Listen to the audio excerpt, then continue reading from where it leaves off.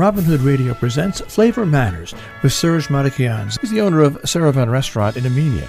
If you can't find him in the kitchen or gardens, then follow him either on Facebook or Twitter at Serevan NY. We are continuing a dialogue with Serge from Serevan, and we have been talking about lots of things, mostly about how being just how to move through the universe of pandemic life.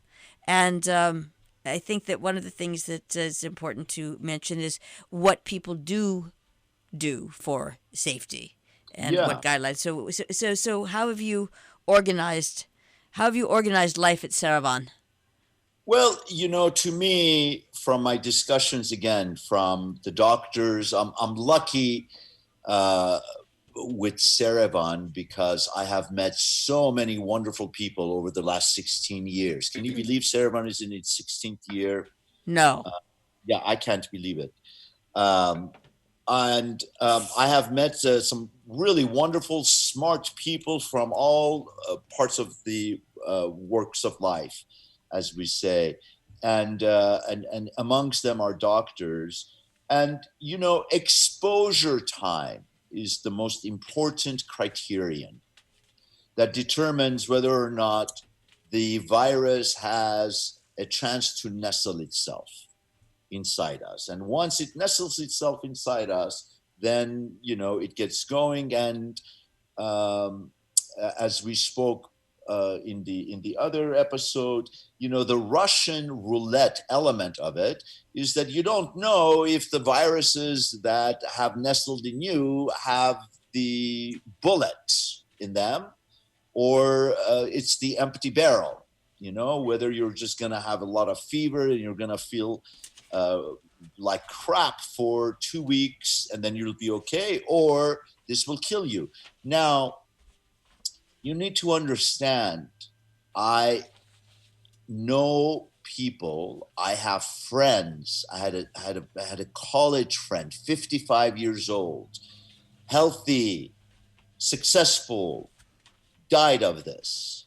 One of the first chef victims was Floyd Cardoz, the wonderful, wonderful, humble, great man, Floyd Cardoz, who started Tabla in New York City with Danny Myers about 20 years ago. He died within days of this in the early stages of the pandemic. So it's real. For me, it's very real. And one of our waitresses, previous waitresses, has become a nurse. So she worked at Vassar Hospital, and we're friends on Facebook, and her reporting of what a war zone it was. And Megan, who's a nurse, and her description of what she sees. I mean, it's easy. It's very easy to listen to the news or watch your favorite TV station and gather information that way. And then develop your own perceptions and understanding of what is going on. It's another thing when you have direct connection with individuals that are on the front line and these individuals, you know them, and they give you the report of what is happening on the front line. That changes your perception. It's no longer coming from a TV show or a radio show or a specific program that may have an agenda. The reality of the situation becomes more real. And I have to tell you, there is one comment over this last 4 months that has that is so encouraging for me, and this comes from a gentleman in Armenia, in Yerevan, Armenia, Baron Zhirai, Mr. Zhirai, who has a restaurant, a very popular restaurant, Dolmama, in Yerevan, Armenia. and I am in touch with him, and I wanted to know what is going on in Armenia. And his response was really a wonderful, wonderful response. And he said, "Dear Serge, don't worry. We will survive this, and we will have plenty more stories to pass on to our grandchildren." And that is how I see this. The important thing is to survive. The important thing is to make it through this chaotic period. And as I said in our previous conversation, making it through this chaotic situation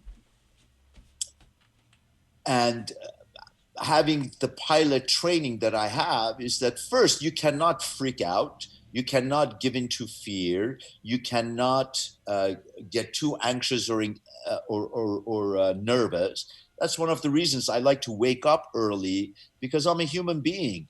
I am nervous. I am scared. I am freaked out. The uncertainty is very, very unsettling. So I have to find the adult in me, the rational in me, the logical in me, and figure out what is the safest way to move through this day so I may have more stories to pass on to my grandnieces or grandnephews. And that is to be overly safe.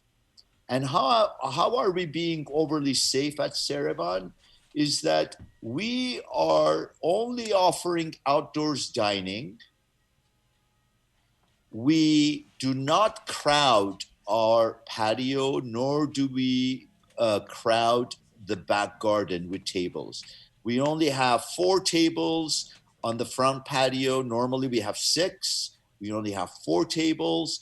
They are more than 6 feet apart from each other. We have 2 tables in the garden. If we need to have more tables, there's plenty of room to put more tables. So we only put more tables when there's the demand for it. But what is important here about the exposure time is that I, being overly cautious, I want to limit the exposure time by offering our food, even if you're dining with us on the patio or in the garden, is in to-go containers. And why do I do it in to-go containers? Because I prepare the food in the hot kitchen where the virus has very, very minimal chance to stay alive, even if it is in the kitchen, because I assume that the virus is around me all the time. So I wear a mask, the staff wears a mask, we have sanitizers everywhere, washing hands gazillion times a day. Nobody has died of washing their hands a gazillion times a day. So the virus, the to-go food is plated in the to-go container in the kitchen, and then the to-go container is closed. And then it is taken to you at your table, either on the patio or in the back garden. And then you open it. And that, to me, is important.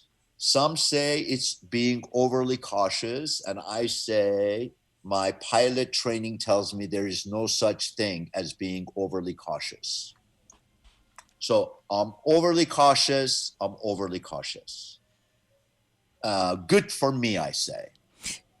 All right, and good for your customers, because you are certainly they should be reassured by your Jill, reassured. it's not only the customers. I have 3 mothers. That work for me, that help me with Serevan on a daily basis. I would not have Serevan if these 3 mothers were not working here helping me. So how could I have Serevan if any one of them got ill? That's true, and that brings it. It all goes back to a basic point, which is understanding how many people. It's not being at the top. It's like the hub of a wheel. How many people, how many spokes go off from any single action? That's Exactly, and that's very, very important. And again, the I mean, I don't think that there is any part to be overly cautious. So the other part that we are implementing starting this week is, even though it is safe to be outdoors, it is very important to remind diners and everyone that yes, outdoors is safer because there is more air movement, so the density of the virus, or if we were to use molarity, the concentration of the virus is a lot less. But it's not a guarantee. So wearing a mask and staying 6 feet apart is still important, even if you're outdoors. So when you sit down and you eat, of course you can't have a mask on. But if you are inquiring about the menu, if you're inquiring about your favorite wine, if you're inquiring about the cocktails, or if you're just inquiring about the well-being of Christy or Dana or me who are helping you, we ask our diners to wear their masks, even outdoors, because that's one extra step that we can take to ensure all of our safety. All of our safety is not only meaning all of us who are at Serevan, but everyone who joins us. Because as you said, those spokes, we leave and we go and we interact with other people. So I, as an individual, I assume that I am a carrier. If I assume that I am an asymptomatic carrier, then taking the precautions, none of the precautions to me seems overly precautious. They just seem safe. Because if I come and see you, or if I come and see Marshall, or if I see one of the friends that I see, I don't want to infect them. I think, yeah. So there's no such things as being overly cautious. This is very true. And in we've got a couple of minutes. Is there anything else that you do or you want your guests to do?